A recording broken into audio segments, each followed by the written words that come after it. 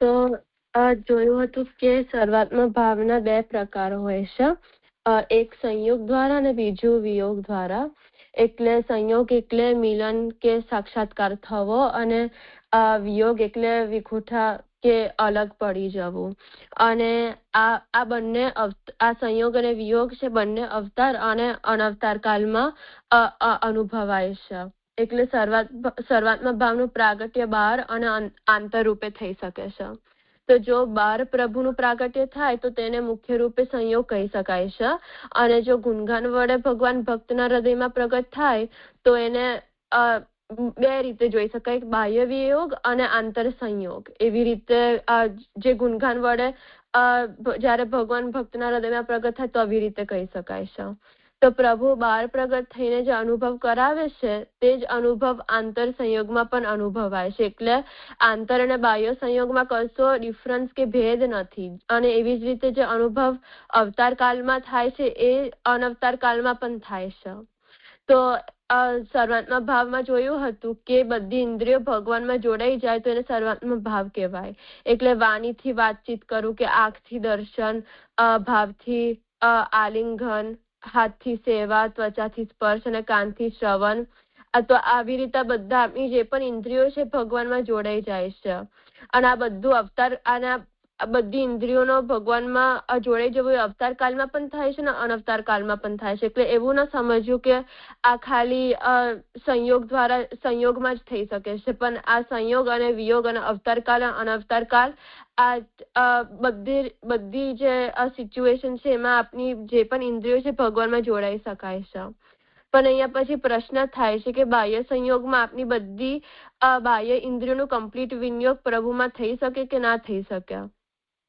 તો એમાં પહેલા જોયું કે બધી ઇન્દ્રિયો ભગવાનમાં પ્રવૃત્ત થાય કે આ ભગવાનનો વિષય બની જાય. એટલે જેવી રીતે આંખથી દર્શન થવું કે કાનથી શ્રવણ, હાથથી સ્પર્શ, તો એને સર્વાત્મક ભાવ કહેવાય. પણ આ ખાલી ઇન્દ્રિયોથી જ લિમિટેડ નથી, કારણ કે ઇન્દ્રિયોની વૃત્તિઓ પણ હોય છે, અને વૃત્તિઓનો મતલબ કે ઈચ્છાઓ. તો ઇન્દ્રિયોની ઈચ્છાઓ કે વૃત્તિઓ પણ હોય છે, અને એ પણ ભગવાનમાં જોડાઈને સર્વાત્મક ભાવ આપણે કહી શકીએ. એટલે એક્ઝામ્પલ કે આંખ ઇન્દ્રિય છે, દર્શન કરવું એનું કાર્ય છે, પણ દર્શન કરવાની જે ઈચ્છા છે એને આપણે વૃત્તિ કહી શકીએ છીએ. તો એવી જ રીતે શ્રવણ કરવાની પણ ઈચ્છા હોઈ શકે, સ્પર્શ કરવાની ઈચ્છા, સુગંધ લેવાની ઈચ્છા, આ બધી ઇન્દ્રિયોની વૃત્તિઓ છે. તો જો કોઈ વસ્તુ આપની રીચમાં હોય તો ઇન્દ્રિય એનો અનુભવ કરી શકે, પણ જો એ વસ્તુઓ આપને ન મળે કે આપના રીચમાં ન હોય તો એનું ડિરેક્ટલી આપની ઇન્દ્રિયો એની સાથે જોડાતી નથી, પણ આપની જે ઇન્દ્રિયોની જે વૃત્તિઓ છે કે જે ઈચ્છા છે એ રહી જાય છે.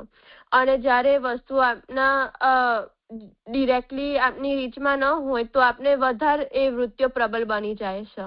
એટલે એનો જ પછી વિચાર કરીએ, એનો જ અનુભવ આપણે એનો અનુભવ સ્વપ્નમાં પણ કરીએ.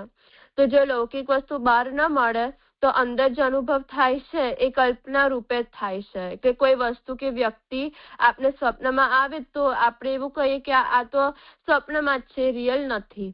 પણ જયારે આપણે ભગવાનના કોન્ટેક્સ્ટમાં જોઈએ તો આવું તો આપણે કલ્પના રૂપે ન સમજવું જોઈએ. જો ભગવાન પોતાની ઈચ્છાથી કે કોઈના હૃદયમાં કે સ્વપ્નમાં પ્રગટ થાય છે તો એ કલ્પના નથી, પણ આંતર પ્રાગટ્ય છે. એવી રીતે આપણે સમજવું જોઈએ.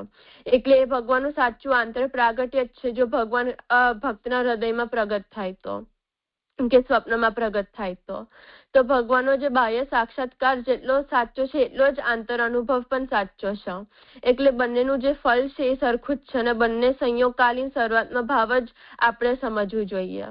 એટલે ભગવાન હૃદયમાં પ્રગટ થાય તો એ બાહ્ય ઇન્દ્રિયો ડિરેક્ટલી અનુભવ નથી કરી શકતી, પણ જે આપણી ઇન્દ્રિયોની જે વૃત્તિઓ છે એ ભગવાનમાં જોડાય છે. એટલે આ ઇન્દ્રિયોના વૃત્તિઓના કોન્ટેક્સ્ટમાં આંતર સર્વાત્મક ભાવમાં આ બધી ઇન્દ્રિયો પ્રવૃત્ત થાય જ છે.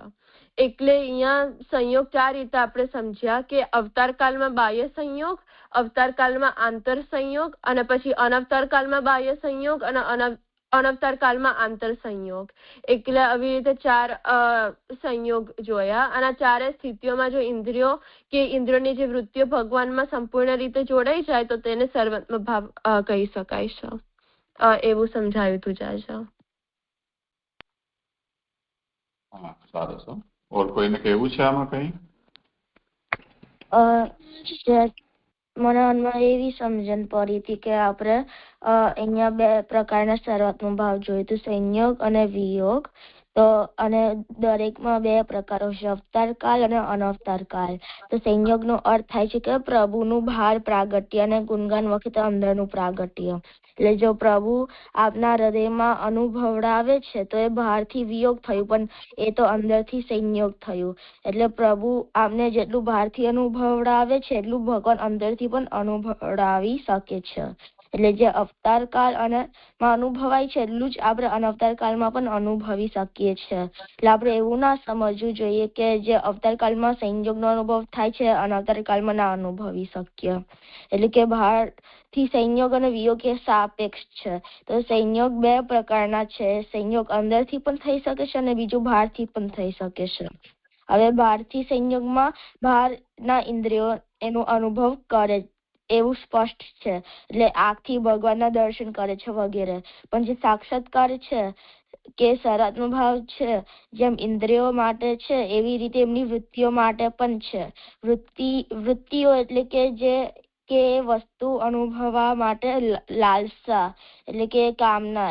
એટલે હવે જો એ વૃત્તિને પૂરી ના થાય તો એ લાલસા પૂરી ના થાય તો એ ઈચ્છા હવે વધારે થઈ જશે, વધારે જાગશે ઈચ્છા કરવાની.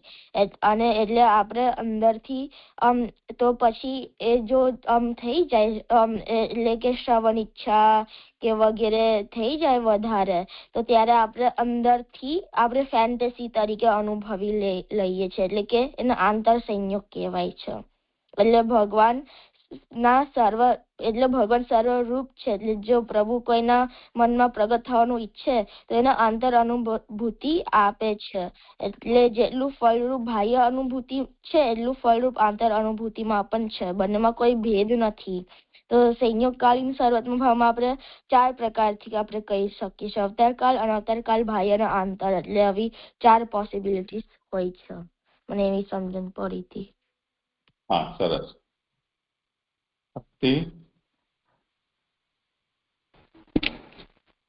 મને એક્સ્ટ્રા તો નથી કેવું, પણ મને એમાં એમ સમજાયું કે સર્વાત્મ ભાવના 2 પ્રકાર જોઈએ, સંયોગ અને વિયોગ. પછી સર્વાત્મ ભાવ શું છે અવતાર કાળમાં અને અનવતાર કાળમાં, તે વાત અહીંયા સમજાવે છે. જો પછી એમાં જોયું કે પ્રભુમાં સંયોગ, જો પ્રભુ સંયોગ કરાવે છે તો બાહ્ય અને આંતર સંયોગ. જો પ્રભુ બાહ્ય સંયોગ કરાવે તો બાર પ્રકટ થઈને દર્શન આપે, ને આંતર સંયોગ કરાવે તો જે આપણને ભીતર જે થાય, જેમ અહીંયા આંતર જે પ્રભુનો અનુભવ થાય,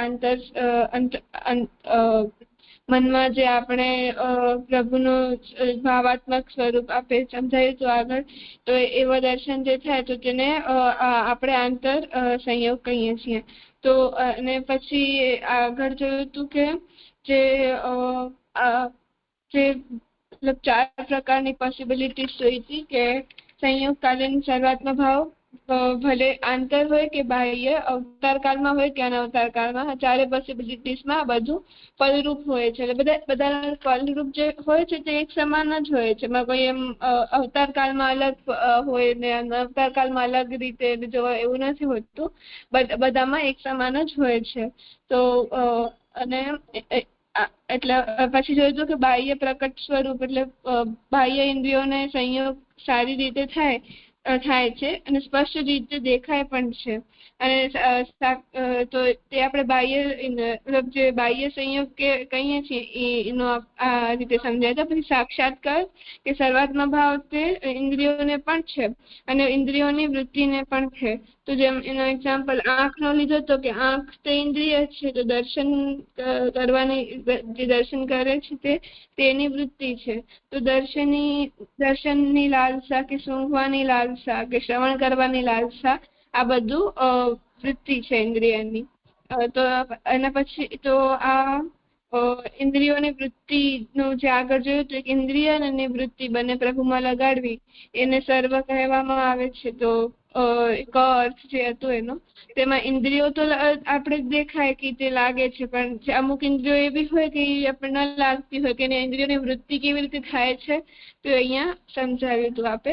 અને પછી જોઈએ તો ઈચ્છા હોય કોઈ વસ્તુની અને આપણને કોઈ વસ્તુની ઈચ્છા હોય અને આપણે એટલે એ ન મળે તો આપણે એનો વારંવાર સ્મરણ કરતા હોઈએ મનમાં, તો આપણને તે વસ્તુનું સંયોગ મતલબ આપણે વારંવાર વિચારીએ તો આપણને તે સામે દેખાય. આપણે એમ મનમાં દેખાય કે આપણે એમ કીધું વારંવાર આપણે આખો દિવસ વિચારતા હોઈએ તો સપનામાં પણ આવે, તો આપણે તે વસ્તુનો સંયોગ કરીએ છીએ પ્રભુનો. તો આપણે એવી રીતે કોઈના સપનામાં તો નથી આવી શકતા, પ્રભુનું તો સામર્થ્ય છે. પ્રભુ તો આપણને આંતર સંયોગ કરાવી શકે છે. જે બાહ્ય સંયોગ અને આંતર સંયોગ બંને એક સમાન ફળરૂપ જ છે.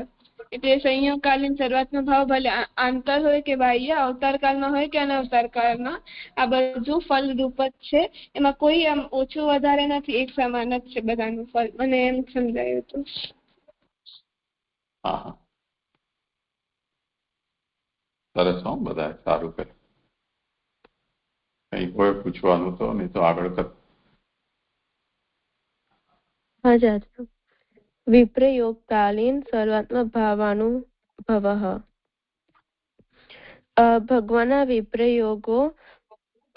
વિપ્રયોગનો અનુભવ પણ ભક્તોને અવતારકાળ અને અનવતારકાળના ભેદથી બે પ્રકારે થતો હોય છે. તદનુસાર અવતારકાળમાં ભક્તો જેટલો સમય ભગવાનના નિકટ નથી હોતા તેટલો સમય તેમને ભગવાનના વિયોગનો અનુભવ થતો હોય છે. તે જ પ્રમાણે અનવતાર કાળમાં જે ભક્તો જેટલો સમય પ્રભુ સેવામાં નથી હોતો તેટલા અનવસરના સમયમાં અથવા તો જેમને ભગવદ સ્વરૂપ સેવાનો અવસર જ પ્રાપ્ત થયો ન હોય તેમને ભગવાનના વિયોગનો અનુભવ થતો હોય છે. એટલે મને આમાં એવી સમજણ પડી કે જેવી રીતે આગળ જોયું હતું કે સંયોગના પણ બે પ્રકાર હોય છે, અવતાર કાળ અને અનવતાર કાળમાં. તો એવી રીતે વિયોગના પણ અનવતાર કાળ અને અવતાર કાળમાં થઈ શકે છે. તો વિપ્રયોગ જોયું હતું કે જયારે આપણે ઠાકોરજીના નિકટ ન હોઈએ કે વિખોટા હોય તો એને આપણે વિપ્રયોગ કહી શકીએ છીએ. તો અવતાર કાળમાં જોઈએ તો જયારે ભક્તો જયારે ફિઝિકલી ભગવાનની નજીક ના હોય તો એને વિયોગ કહી શકાય છે. કે જેવી રીતે જયારે ભગવાન ગૌચરણ કરવા માટે ગૌચરણ માટે વનમાં પધારતા તો ત્યારે એ વિયોગનો સમય હતો અને વ્રજ ભક્તોના જે ગોપીજનો એમનાથી વિયોગ હતો. તો એ વિયોગના કારણે દુઃખ થતું અને એ દુઃખના કારણે પછી સર્વાત્મ ભાવ દ્રઢ થતો. તો એવી રીતે અનવતાર કાળમાં જો વિપ્રયોગ જોઈએ તો જયારે આપણે પ્રભુ સેવામાં ન હોય ને અનવસરનો સમય હોય તો ત્યારે એ વિયોગનો સમય કહી શકાય. અને જે લોકો ને સેવા એમના ત્યાં સેવા ન બિરાજતું હોય અને ખાલી ભગવદ ગુણગાન જ કરતા હોય, સ્વરૂપ સેવા ન હોય તો ત્યારે પણ એ વિયોગના રૂપે આપણે સમજી શકીએ છીએ. એવું સમજાવ્યું હતું જાજો. હા, ભક્તિ. મને એવું જ સમજાયું કે વિયોગ એટલે કે વિછળવાનું જે દુઃખ હોય એને વિરહ કહેવાય. એને અહીંયા બે પ્રકારે કહ્યું છે, એક અવતાર કાળમાં અને એક અનવતાર કાળમાં. તો અવતાર કાળમાં જયારે જે ભક્તોના સાથે પ્રભુ જયારે ન બિરાજતા હોય કે જેમ ગૌચરણ ગાયો ચરાવવા પધાર્યા હોય કે જે ગાયો ચરાવવા પધાર્યા હોય ત્યારે નંદજીને જે દુઃખ થતું એમ વિછોડવાનું, તો એવી રીતે અવતાર કાળમાં વિરહ થયો. અને અનવતાર કાળમાં જે આપણે સેવામાં અનવસર આવે તે સમયે આપણે વિરહનું કહી શકીએ. મને આમાં એવું સમજાયું હતું કે અવતાર કાળમાં અને અનવતાર કાળમાં બંનેમાં જ્યારે એમનો વિરહ એટલો બધો થઈ જાય, એટલા ઉત્તમ અવસ્થામાં પહોંચી જાય કે એમને ભેભાન પણ થઈ જાય. તો જ્યારે એવા અવસ્થા પર પહોંચી જાય ત્યારે ભગવાનને દયાલુ છે તો એ ભગવાન એમને એ સર્વાત્મ ભાવ કે એમને સાક્ષાત્કાર આપે છે. તો એ વિરહના એટલો બધો વિરહ ઉત્તમ અવસ્થા પહોંચવા માટે તો એવી રીતે અહીંયા વિયોગમાં એ લોકો આવી રીતે સર્વાત્મ ભાવ એ મેળવી શકે છે. મને એવું સમજાયું હતું. સાનવી કંઈ કહેવું છે? ના જાય મને આવી જ સમજણ પડી હતી. જો આની વિષયના નિરૂપણ આના પહેલા જે સંયોગકાલીન સર્વાત્મ ભાવનું થયું તે જ રીતે ચાલી રહ્યું છે.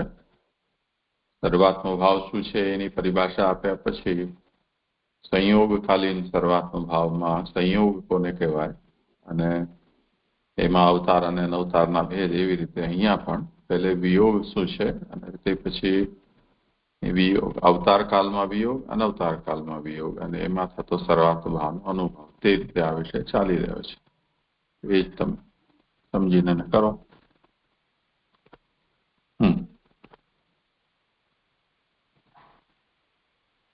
આગળ વાંચું તો હા કર. ભગવાનના સંયોગ સમયે સેવાને જ્યારે વિયોગ સમયે પ્રભુના ગુણગાનને શ્રેષ્ઠ માનવામાં આવે છે. ભગવદ વિયોગમાં પ્રભુના ગુણગાન કરનાર ભક્તની આસક્તિ જ્યારે ચરમ અવસ્થા પર પહોંચી જાય છે ત્યારે તેના માટે ભગવાનના વિના રહેવું અશક્ય બની જતું હોય છે. પોતાના વિરહ ક્લેશને કારણે સંતપ્ત ભક્તના ઉપર કૃપા કરીને ભગવાન તેના હૃદયમાં પ્રગટ થઈ જાય છે. વિયોગ અવસ્થામાં ભક્તના હૃદયમાં ભગવાનના પ્રાગટ્યને જ સર્વાત્મ ભાવ કહેવામાં આવે છે. વિયોગની અવસ્થામાં ભક્તને જ્યારે ભગવાનનું આંતર પ્રાગટ્ય નથી અનુભવાતું ત્યારે તેને સંયોગકાલ જેવો સર્વ ઇન્દ્રિયોના ભગવદ વિનિયોગનો લાભ પ્રાપ્ત થતો નથી. ભગવદ વિરહમાં ભક્ત ક્યારેક એવી ઉન્મત્ત અવસ્થામાં પણ પહોંચી જતો હોય છે કે જ્યારે તેને સર્વત્ર તથા પોતાની અંદર પણ હું કૃષ્ણ છું એવી ભગવાનની અનુભૂતિ થવા લાગે છે. ભગવાનના તિરોહિત થઈ ગયા પછી ભગવાનને શોધીને થાકી હારી ગયેલા વ્રજ ભક્તો ભગવાનનું જ્યારે ગુણગાન કરવા લાગ્યા ત્યારે જેમ પ્રેમી કે પ્રેમિકાને પરસ્પરમાં પ્રબળ આસક્તિને કારણે એકબીજાના આગમનની કે ઉપસ્થિતિની ભ્રમણા થતી હોય છે તેમ વ્રજ ભક્તોને આસક્તિ ભ્રમન્યાય થી સર્વત્ર તથા એકબીજાની અંદર પણ ભગવાનનું દર્શન થવા લાગ્યું. લૌકિક પ્રસંગમાં થતી આવી અનુભૂતિ બ્રહ્મરૂપ હોય છે. ભક્તિમાં ભગવાન વિષયક આવી અનુભૂતિ પરંતુ યથાર્થ જ હોય છે. ભગવાનના ભક્તના ભાવાનુરૂપ સ્વરૂપ ધારણ કરી શકવાના સામર્થ્યને કારણે આના પરિણામે વ્રજ ભક્તો એકબીજાને ભગવાન જાણીને ભગવાનને કરેલી પૂતના મારનાદી અનેક લીલાઓનું અનુકરણ કરવા લાગ્યા. ભગવદ વિયોગમાં થતા સર્વાત્મ ભાવનો આ પણ એક પ્રકાર છે. એટલે મને આમાં એવી સમજણ પડી કે અહીંયા એવું સમજાવ્યું કે જ્યારે વિયોગમાં જ્યારે સંયોગ હોય તો ત્યારે સેવાને શ્રેષ્ઠ માનેલું છે પણ જ્યારે વિયોગ હોય તો ત્યારે ભગવદ ગુણગાન કરવું એને શ્રેષ્ઠ માન્યું છે. તો જ્યારે ભગવદ વિયોગ હોય તો ત્યારે વિરહ ક્લેશ થાય છે અને વિરહના કારણે પછી ભગવાન ભક્તના હૃદયમાં પ્રગટ થાય છે. તો આ જ્યારે ભગવાન ભક્તના હૃદયમાં પ્રગટ થાય છે જ્યારે વિયોગની અવસ્થામાં પછી વિરહ થાય તો એને પણ સર્વાત્મ ભાવ તરીકે જાણી શકીએ છે.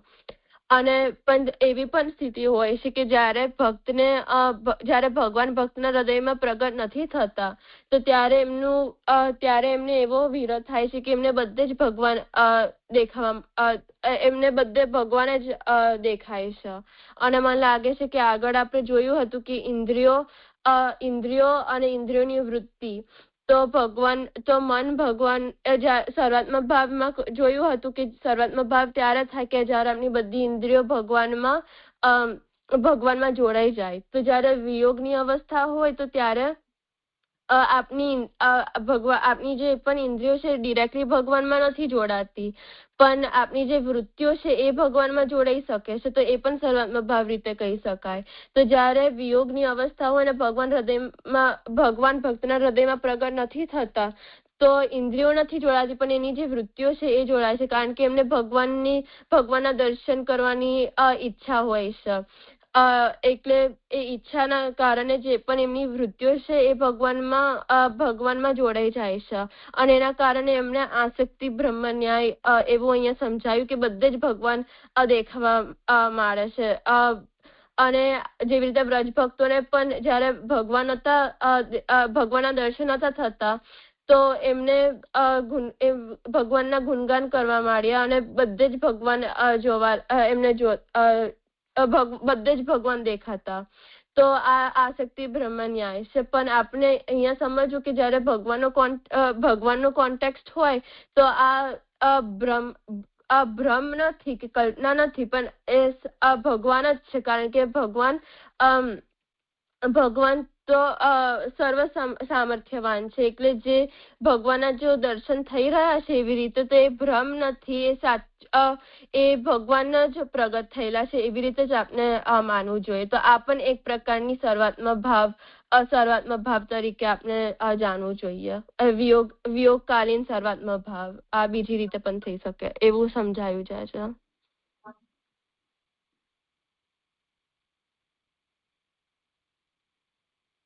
અર્પણ ભક્તિ.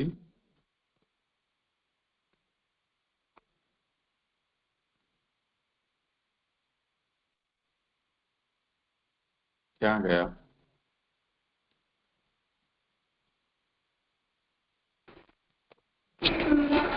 મને આમાં એવું સમજાયું કે અહીંયા વિયોગ અવસ્થામાં આગળ એમ સમજાવે છે કે વિયોગ જે છે હવે સર્વાત્મક ભાવમાં કેવી રીતે અનુભવ, આજે સંયોગ સર્વાત્મક ભાવના પ્રકારમાં વિયોગ અને સંયોગ કયા છે ને, તો એમાં જે સર્વાત્મક ભાવના જે પ્રકારમાં આપણને વિયોગમાં કેવી રીતે સર્વાત્મક ભાવ થશે, તો એ સમજાવે છે કે તો અહીંયા એમ કહે છે કે જે ભગવદ જ્યારે આપણે સેવા કરીએ ત્યારે પ્રભુના સન્મુખ રહેતા હોઈએ છીએ, તો તે સંયોગના સમયે તે ઉત્તમ થયું. અને જ્યારે આપણે યોગ સમયમાં આપણે પ્રભુના ગુણગાન કરીએ છીએ તે શ્રેષ્ઠ માનવામાં આવ્યું છે. પછી ભગવદ વિયોગમાં પછી એમ કહે છે કે ભગવદ વિયોગ જયારે આપણે થાય છે ત્યારે આપણે ભગવાનના ગુણગાન કરતા હોઈએ છીએ.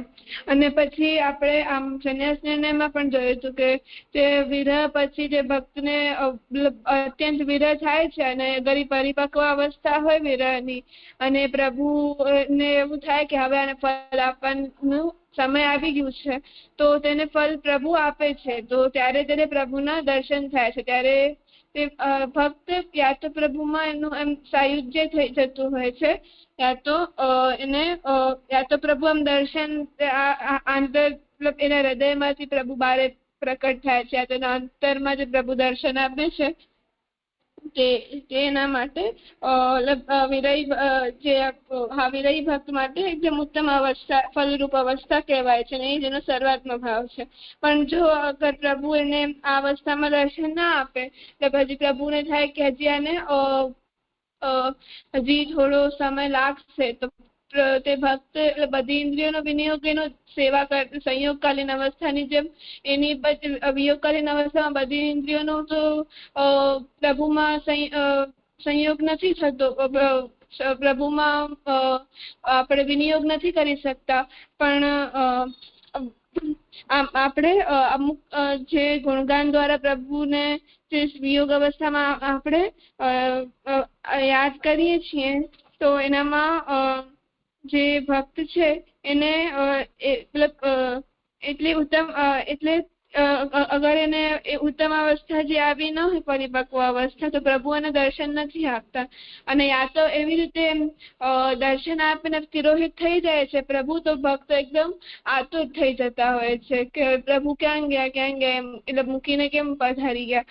તો જેમ નારદજીને પણ થઈ હતી, પ્રભુ એક વાર દર્શન આપ્યા હતા અને પછી બ્રજ ભક્તોને પણ થઈ છે. અહીંયા ઉદાહરણ આપ્યું છે. તો બ્રજ ભક્તોને એવી રીતે થઈ, એવી અવસ્થા થઈ તો એ લોકો બધી જ વૃક્ષોને બી પૂછવા લાગ્યા કે શ્રી કૃષ્ણ ક્યાં ગયા એવી રીતે. તો અહીંયા જે આગળ એમ કહે છે કે આવી રીતે જયારે પ્રભુ કરે છે ત્યારે આવા વિરહી ભક્તો જે બધી જ જગ્યાએ શ્રી કૃષ્ણને અનુભવે છે. જેમ સાન્વીએ સમજાવ્યું કે આગળ સર્વ એટલે કે બધી જ ઇન્દ્રિયોને એમની વૃત્તિ અને જળ જીવાત્મક બધી જ જગ્યાએ જે જીવાત્મા છે તે પ્રભુ ભગવાનને જ જોયે છે.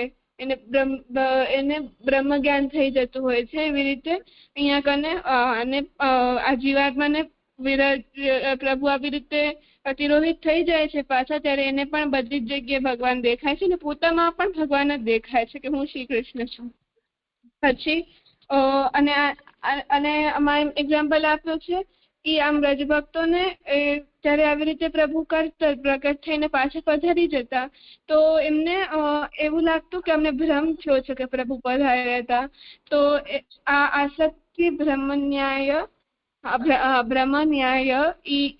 એનાથી સમજાવ્યું છે. તો અહીંયા લૌકિકમાં તો આને ભ્રમ કહેવામાં આવ્યું છે, પણ ભક્તિમાં ભગવાન માટે ભગવાનના રિલેટેડમાં ભ્રમ નથી, પણ આ સ્નેહ છે જેને કે વિયોગ અને આપણે ભ્રમ નથી કહેતા, પણ આ સાચું જ હોય છે. પ્રભુ પ્રકટ થાય જ છે કે આ પ્રભુનું સામર્થ્ય છે. અને આના પરિણામે વ્રજભક્તો એકબીજાને ભગવાન જાણીને ભગવાનને કરેલી જે બધી લીલાઓ છે એનો એ લોકો પાછું એમ અનુકરણ કરતા હોય છે. એટલે કોઈ ગોપી જ કૃષ્ણ બની જાય, કોઈ જે પ્રભુએ લીલા કરી હોય, અહીંયા કહ્યું છે જેમ ભૂતના મરણ આદિ બધી લીલાઓનું અનુકરણ તેઓ કરતા હોય છે. એક ગોપી કૃષ્ણ બની જતા હશે અને એવી રીતે તેઓ બાકી એક પૂતના બનતા હશે. તે બધી લીલાઓનો સ્મરણ અનુકરણ તેઓ કરે છે પ્રભુને યાદ કરીને. એવું મને લાગે સમજાયું. સમજાયું તું કે જયારે ભગવાનથી ભક્ત અલગ પડે છે તો ત્યારે એમને એ બહુ વિરહ થાય છે. અને આપણે નિરોધ લક્ષણમાં જોયું હતું કે વિરહના 10 જેવા અવસ્થાઓ હોય છે ને, એટલે એમાં બેભાન હોય છે. જે છેલ્લું જે અવસ્થા જે છે મૃત્યુ પણ હોઈ શકે છે. તો જયારે એમનું જે વિરહ એકદમ ઉત્તમ અવસ્થા ઉપર થઈ ગયું હોય તો ભગવાન એવી એ ભક્ત ઉપર કૃપા કરીને એમને એમના હૃદયમાં પ્રવેશ કરીને એમને સાક્ષાત્કાર આપે છે. એમને સર્વાત્મ ભાવ આપે છે. તો અને જયારે એવું ઉત્તમ જયારે એમનું વિરહ એવું ઉત્તમ અવસ્થા પર પણ પહોંચી જાય ત્યારે એમનું અંદર બધું એવું બધું કૃષ્ણ છે, હું કૃષ્ણ છું, બધું કૃષ્ણ છે એવું અનુભવવા લાગે છે કે બધું કૃષ્ણ છે. અને એ એકચ્યુઅલી જેમ અહીંયા વ્રજ ભક્તોના જેમ કે જયારે ભગવાન વ્રજ ભક્તોથી દૂર થઈ ગયા ત્યારે વ્રજ ભક્તોને એમ થઈ ગયું કે બધું ભગવાન જ છે. એમનો વિરહ એટલો બધો થઈ ગયો હતો કે એમને બધે ભગવાન જ દેખાડવા લાગ્યા. તો આ ભ્રમ નથી, આમને ભ્રમ તરીકે ના માનવું જોઈએ. ખાલી ભગવાન એવી ઈચ્છા કરે છે કે આમને આ બધું હું જ દેખાવું એવું ઈચ્છા કરે છે ભગવાન. તો એટલે એવી રીતે ભગવાન એટલે વિયોગમાં પણ અહીંયા સર્વાત્મ ભાવ મેળવી શકાય છે એવું અહીંયા સમજાવ્યું. તો મને એવી સમજમાં આવ્યું. ઠીક છે, સારી વાત છે.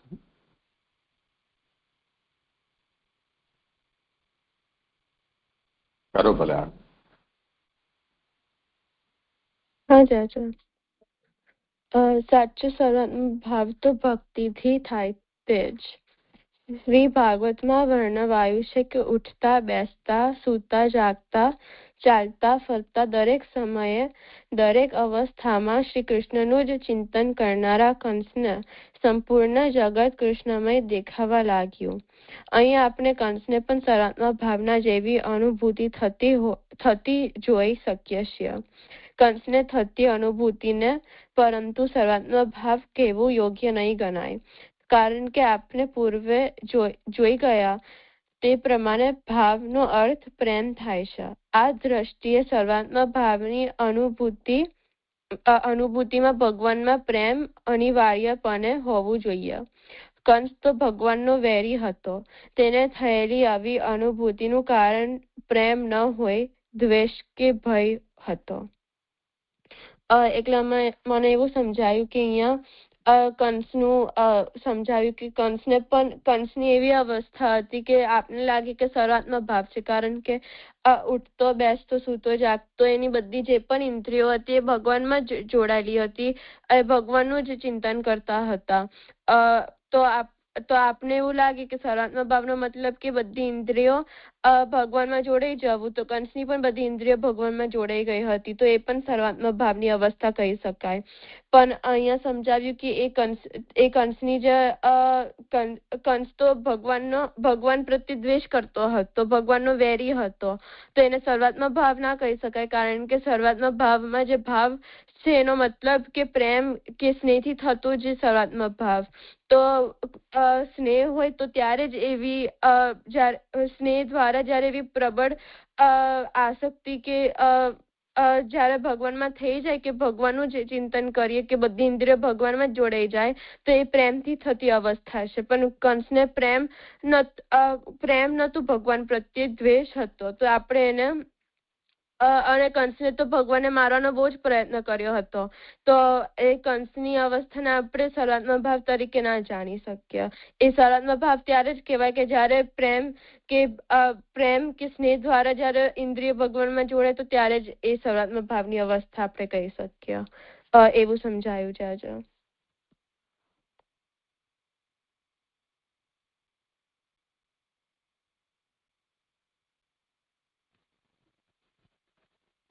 મને પણ એવું જ સમજાયું કે સર્વાત્મક ભાવ એટલે આમ આગળ પણ જોયું હતું કે સ્નેહ પ્રેમ પછી આવતી જે અવસ્થાઓ છે એને સર્વાત્મક ભાવ કહેવામાં આવ્યું છે. એટલે સ્નેહ પ્રેમ આસક્તિ વ્યસન પછી અને આપણે સર્વાત્મક ભાવ થાય છે. તો એટલે સ્નેહથી જે આગળ વધે છે કે એટલે એમાં સ્નેહ તો હોવું જ જોઈએ. એટલે અહીંયા ભાવ એટલે કે ભાવનો અર્થ પ્રેમ થાય છે. તો અગર જે ભાવ કે સ્નેહ વગર જે અગર થતું હોય તો તે સર્વાત્મક ભાવ નથી. અહીંયા તો દ્વેષથી કે એવી રીતે કરવામાં આવ્યું છે. તો જે દ્વેષથી ચિંતન જે કર્યું છે કંસે, તો એમને એક બીક પણ હતી કે હમણાં મારો કાલ આવી જશે. તો એ પ્રમાણે એમને ઉઠતા બેસતા બધી જગ્યા હાલતા ચાલતા બધા જ અવસ્થામાં શ્રી કૃષ્ણનું સ્મરણ કર્યું છે, એટલે ચિંતન કર્યું છે. તો એને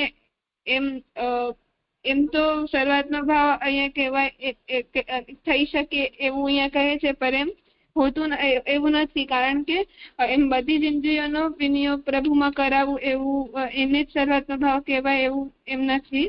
કેમ કે એમ સર્વાત્મક ભાવ હોવા માટે સ્નેહ જરૂરી છે. અને એમ સમજાય. હા, ઠીક છે. કરી લે ભલે આગળ. મર્યાદા માર્ગીય સર્વાત્મક ભાવ. સર્વાત્મક ભાવની અનુભૂતિ જેમ પુષ્ટિ ભક્તિ માર્ગમાં થતી હોય છે, તેમ મર્યાદા માર્ગમાં પણ થતી જ હોય છે.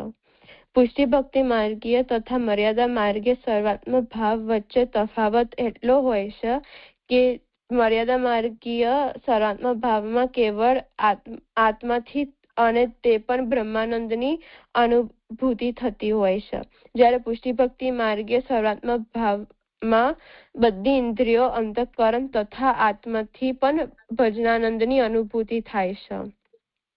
આ જ કારણ છે કે પુષ્ટિ ભક્તિ માર્ગીય સર્વાત્મક ભાવ મર્યાદા માર્ગીય સર્વાત્મક ભાવ કરતા શ્રેષ્ઠ ગણાય છે. એટલે આમાં એવું સમજાયું કે અહીંયા પુષ્ટિ ભક્તિ માર્ગીય સર્વાત્મક ભાવ છે, તો એવી જ રીતે મર્યાદા માર્ગીય સર્વાત્મક ભાવ પણ છે. પણ એમાં એટલો ડિફરન્સ છે કે મર્યાદા માર્ગીય સર્વાત્મક ભાવમાં ખાલી આત્માથી એની અનુભૂતિ થાય છે, એટલે આત્મા જ આત્માથી અનુભૂતિ થાય છે. જ્યારે પુષ્ટિ માર્ગે સર્વાત્મક ભાવમાં આપણી ઇન્દ્રિયો પણ ભગવાનમાં જોડાઈ જાય છે, અંતઃકરણ પણ જોડાઈ જાય છે અને એની સાથે આત્મા પણ જોડાઈ જાય છે. એટલે બધું જ ભગવાનમાં જોડાઈ જાય છે પુષ્ટિ ભક્તિ માર્ગે સર્વાત્મક ભાવમાં. જ્યારે મર્યાદા માર્ગમાં ખાલી આત્મા જ જોડાય છે અને મર્યાદા માર્ગમાં ખાલી બ્રહ્માનંદની જ અનુભૂતિ થાય છે. એટલે બ્રહ્મ જ જણાય છે. જ્યારે પુષ્ટિ ભક્તિ માર્ગમાં ભજનાનંદની અનુભૂતિ થાય છે. એટલે ભગવાનની સેવા કે ગુણગાન દ્વારા એની અનુભૂતિ થાય છે. પણ જ્યારે મને અહીંયા બ્રહ્માનંદ અને ભજનાનંદનું એટલું ખબર નથી પડતી. હા, જોઈ લઈએ છીએ. ભક્તિને કેવું હોય કંઈ તો મને પણ એવું જ સમજાયું હતું કે શરૂઆતનો ભાવની અનુભૂતિ જે પુષ્ટિ માર્ગમાં છે તે ઉત્તમ છે, પણ મર્યાદા માર્ગમાં છે તેમાં પણ થતી હોય છે. તો મર્યાદા માર્ગ અને પુષ્ટિ માર્ગમાં જે એમાં જે ડિફરન્સ આવે છે એ બ્રહ્માનંદ અને ભજનાનંદનું જ આવે છે અનુભૂતિ. એટલે મર્યાદા માર્ગમાં બ્રહ્માનંદની થતી હોય છે અને મને એવું લાગે છે કે બ્રહ્માનંદની એટલે કે અહીંયા અક્ષર બ્રહ્મનું કહ્યું છે શાયદ, અને શાયદ ભજનાનંદ એટલે કે જેમ આપણે આગળ સમજાવ્યું હતું કે આપણે જે પ્રભુના દર્શન આપણે જે પ્રભુની સેવા કરીએ છીએ, એમનું ભજન સ્મરણ કરીએ છીએ, એનાથી આપણા મનમાં જે છબી તૈયાર થાય છે એના આપણને જે આંતરિક સ્વરૂપમાં દર્શન થાય છે એને ભજનાનંદ કહે છે. અથવા ગુણગાનથી આપણે જે છબી તૈયાર કરી છે આપણા અંદર પ્રભુની, એટલે કે કમલ જેવા નયન છે, આવા પ્રભુના સ્વરૂપ આમ સાંભળીને કે ભાગવતજીમાં એમને સાંભળીને જે સ્વરૂપ આપણા મનમાં આવે છબી તૈયાર થઈ છે શાયદ એને ભજનાનંદની અનુભૂતિ કહી છે. એટલે એટલું ડિફરન્ટ. અને અહીંયા બ્રહ્માનંદ એટલે કે જે સર્વવ્યાપી હોય, મતલબ કોઈને કોઈ નિરાકાર કહે છે ને મર્યાદા માર્ગમાં, તો એટલે બ્રહ્મ એટલે વ્યાપક એવું કહ્યું હતું ને આગળ, તો શાયદ ઈ ડિફરન્સ અહીંયા છે એવું મને લાગે છે.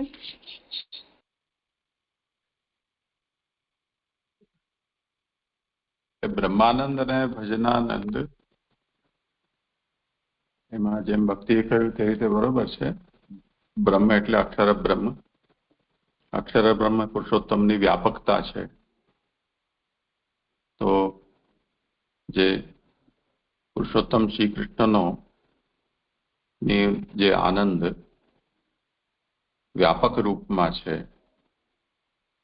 એનો આનંદ, અને ભજનાનંદનો મતલબ ભજન એટલે ભક્તિ. તો પ્રભુ પુરુષોત્તમના રૂપમાં એટલે ઘનીભૂત આનંદના રૂપમાં, સોલિડ આનંદના ફોર્મમાં ભક્તના સન્મુખ હોય અને ભક્ત એમની પોતાની બધી ઇન્દ્રિયોથી સેવા કરી શકે. પ્રભુ સાથે સંલાપ જે આગળ કહ્યું તે પ્રમાણે બંને હાથથી ઠાકોરજીને ભેટવું, સ્પર્શ કરવું, સાંભળવું વગેરે. તો આ જે આનંદ છે એને ભજનાનંદ કહેવાય છે.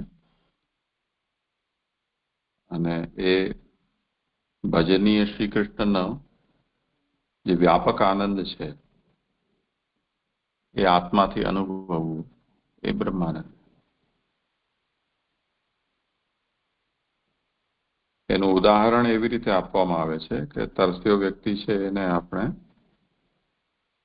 હાથમાં કોઈ જલનું પાત્ર આપી અને એનાથી એ પાન કરે, તે ખોબાથી પાણી પીએ, અને એક તરસ્યો હોય એને જલાશયની અંદર જ ડૂબાડી દેવામાં આવે અને કે પી પાણી આવે.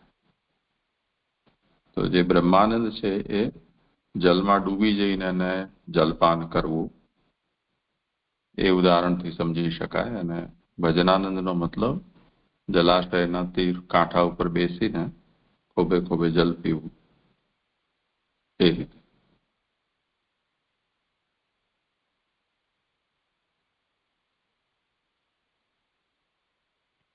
હાજી સમજાયો. એટલે બ્રહ્માનંદનો મતલબ એટલે જે પુરુષોત્તમ શ્રી કૃષ્ણનું જે વ્યાપક આનંદ જે વ્યાપક રૂપમાં છે એનો જે આનંદ છે બ્રહ્માનંદ છે. એટલે વ્યાપક આનંદને જયારે આત્માથી અનુભવીએ તે બ્રહ્માનંદ કહેવાય છે. એટલે અક્ષર બ્રહ્મ રૂપ જે વ્યાપક આનંદ છે એ બ્રહ્માનંદ. અને પછી ભજનાનંદ એટલે જે ભજ છે એનો મતલબ કે ભક્તિ. એટલે ભજનાનંદ એટલે ભક્ત જયારે પોતાની ઇન્દ્રિયોથી ભગવાનની સેવા કે ગુણગાન કરે છે તો એનાથી જે પ્રાપ્ત થાય એનાથી જે પ્રાપ્ત થતો આનંદ છે તો એને પછી બ્રહ્માનંદ કહેવાય છે. એવું સમજાયું. ભજનાનંદ ભજનાનંદ કહેવાય છે. કરી લે ભલે આ છેલ્લું પેરેગ્રાફ વિષય સંપર્ક. જી જાજે. ભક્તના ભાવાનુસાર સર્વાત્મ ભાવ. ભક્તો ભગવાનમાં અલગ અલગ ભાવવાળા હોય છે. કોઈક સખ્ય, કોઈક શૃંગાર, કોઈક વાત્સલ્ય તો કોઈક દાસ્ય. જે ભક્તો ભગવાનમાં જેવા ભાવથી આસક્ત થાય છે તેવા પ્રકારના સર્વાત્મ ભાવની અનુભૂતિ તે ભક્તોને થતી હોય છે. આથી પુષ્ટિ ભક્તિ માર્ગીય સર્વાત્મ ભાવમાં વિવિધ અને સરસતા પણ રહેલી છે. આથી વિપરીત જ્ઞાન માર્ગીય સર્વાત્મ ભાવ વિવિધતા રહિત અને શાંતરસાત્મક હોય છે.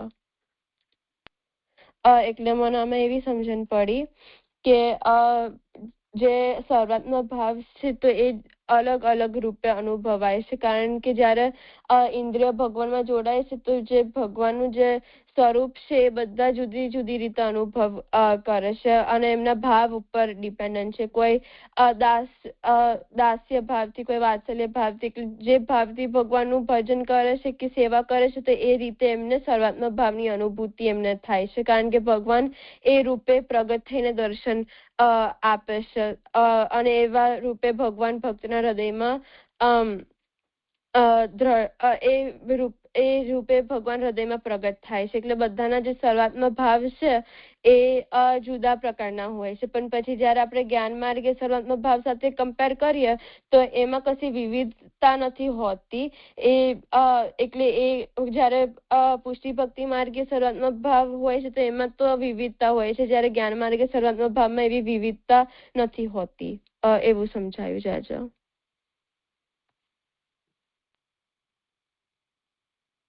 ભક્તિ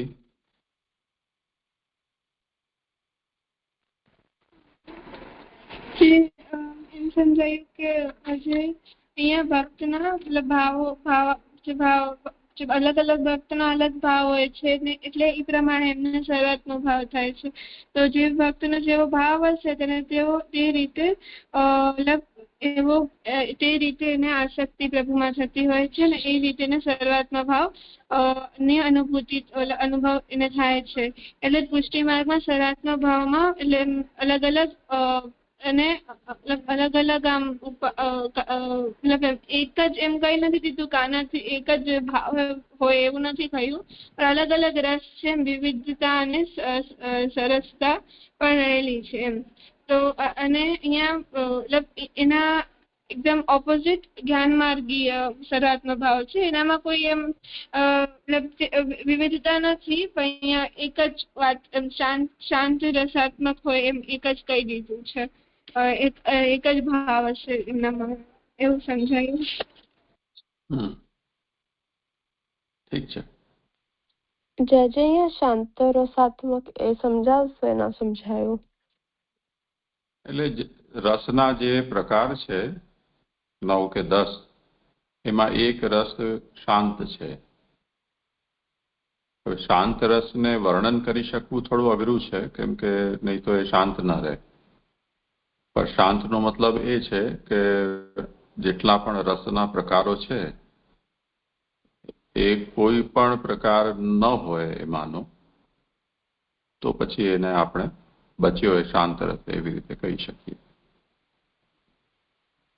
એટલે રૌદ્ર, હાસ્ય, બીભત્સ, કરુણ વગેરે વગેરે જેટલા પણ પ્રકારના રસ છે એમાંનો કોઈ પણ રસ ન હોય એ શાંત રસ.